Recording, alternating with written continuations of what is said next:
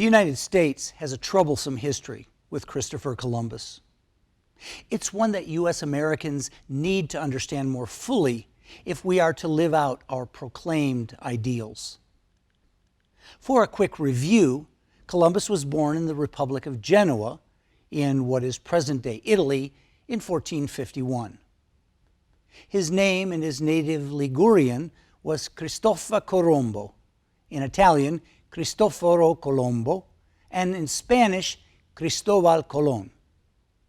This last translation is important because it was Spanish monarchs who funded his 1492 expedition that landed him and his 3 ships in the Western Hemisphere. In search of trade riches, Columbus sailed west from Europe toward what he thought was Asia. Because he believed that the world was round, he was sure that if he sailed westward long enough, he would come around the other side of the globe to Asia. What he didn't know was that there was a whole other continent in between, the Americas. The first reason, then, to stop saying that Columbus discovered America is that he actually blundered upon it. His little flotilla was looking for India, and the Americas simply got in the way.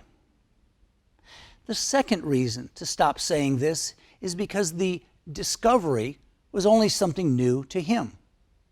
Millions of indigenous peoples lived up and down the continent, hunting and farming and living whole and complete lives without needing to be discovered. The final reason to stop celebrating Columbus is that he was really a terrible person.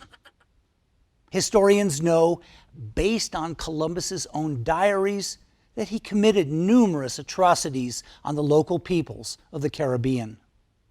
Members of the Taino and Arawak tribes were victims of slavery, dismemberment, torture, and killing.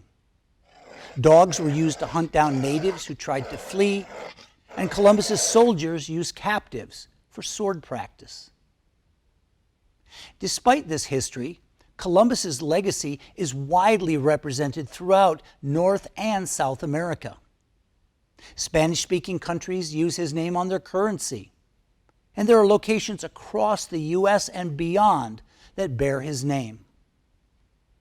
Columbus Day was made a national holiday in 1934 after lobbying by Italian Americans.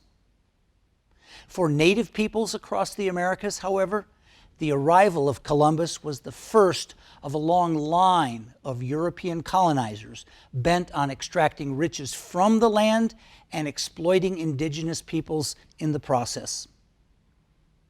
With that unromanticized understanding, there's a growing movement afoot to stop celebrating Columbus Day, currently observed on the second Monday of October.